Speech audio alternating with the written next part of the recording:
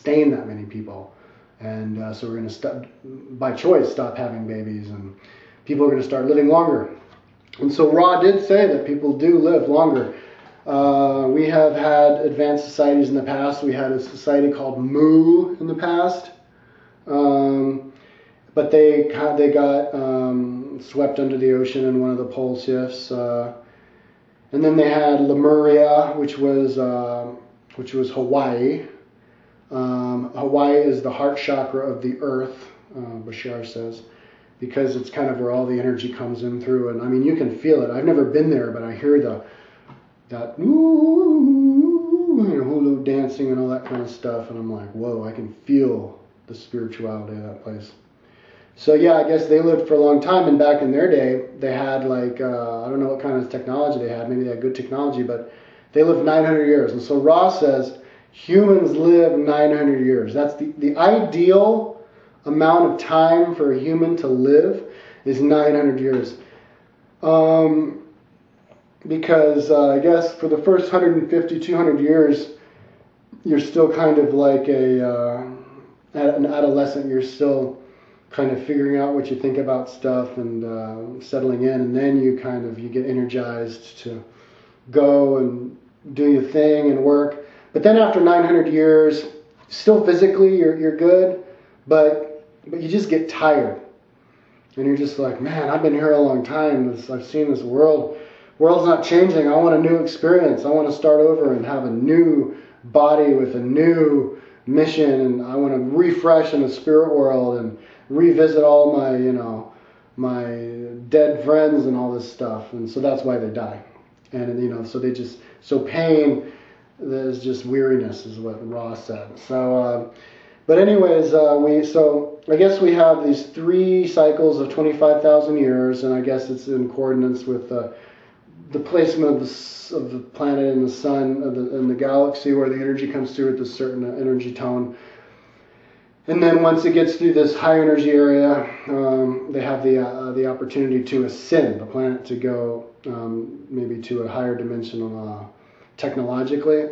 But I guess they failed once. So then for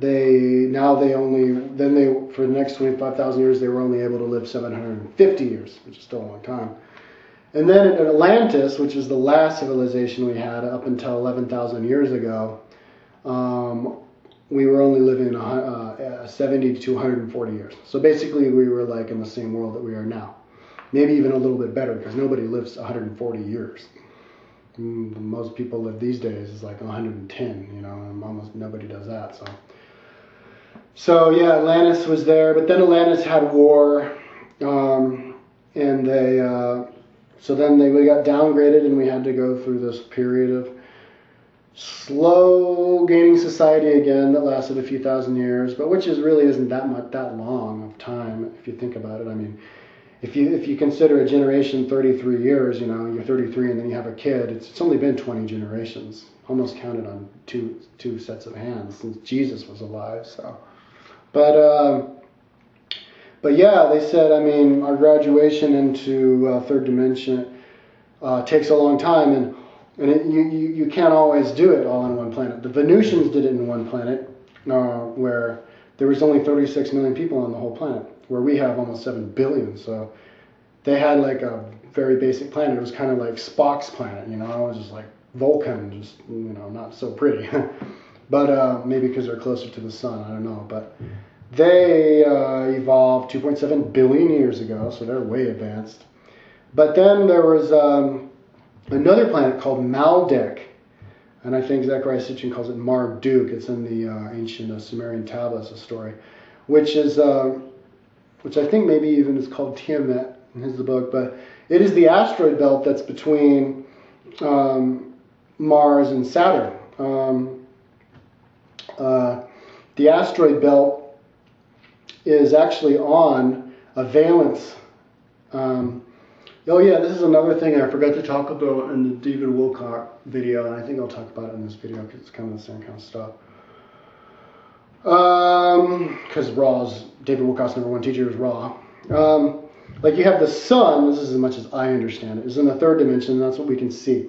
But then maybe you have even like hyperdimensional, valencies of the sun that we can't see, and a planet would revolve around the shell of that, the sphere of that, and so that's what locks that planet into space, into its orbit. The scientists today say that the planets are locked into orbit just because it flies, just because the momentum of it keeps it that way. But if you think about it, it wouldn't lock in. It would be on a constant spiral falling in, and it would fall in a lot faster. So there's something keeping it locked in that orbit. And so the idea is that it's the shell of this hyperdimensional sphere. So if you were to look at the sun in a higher dimension, it would actually go out to Mercury, and then in a higher dimension of that, it would go out to Venus, and then a higher dimension of that, it would go out to Earth. So I don't know. But there was another planet, and if you look at the way planets are set, it does work like that. It goes out exponentially. You have, starting with maybe the Earth, you'd have the Earth, and then twice far after the Earth, I think, is Mars. Twice far out after that, you have the asteroid belt. Twice as far from the sun of that is Jupiter. Saturn. Twice as far out of that is Jupiter. Twice as far out of that is Uranus. Twice as far. So it's like twice as far from the one below it. It goes out exponentially. And so, like, how did that work? Well, gravity works exponentially.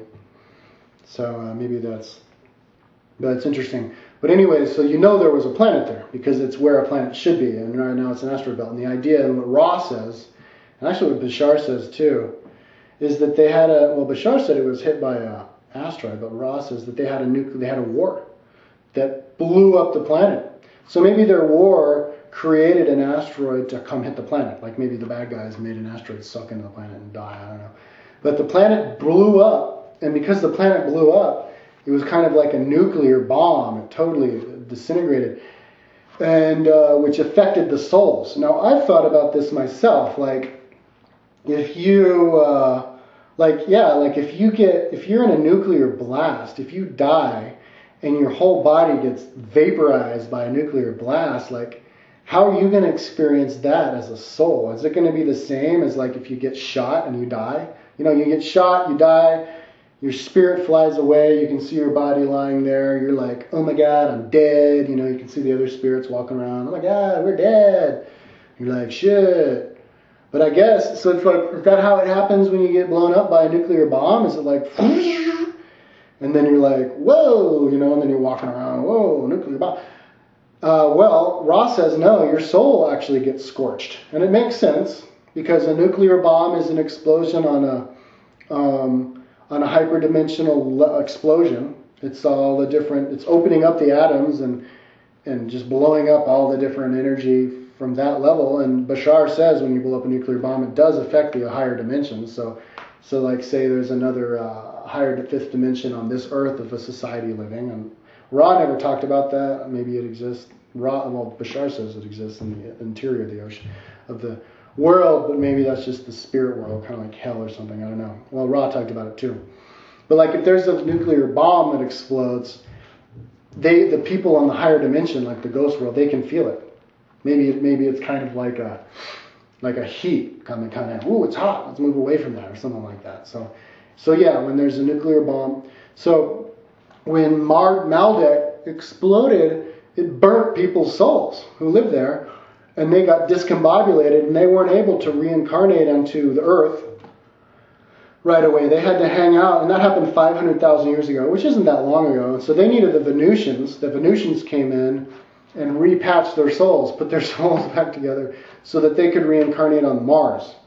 And I guess Mars had their civilization like the Earth, and I wasn't really paying attention when they were talking about that, but I guess Mars had a nuclear war too, where they did something, and then, so Mars died, so then they had to get reincarnated on the Earth 250,000 years ago, and that's why the Anunnaki created Homo sapien from Homo erectus and the Anunnaki. They created a human, not only for their purpose to create slaves to mine for gold to put in their atmospheres on their planet,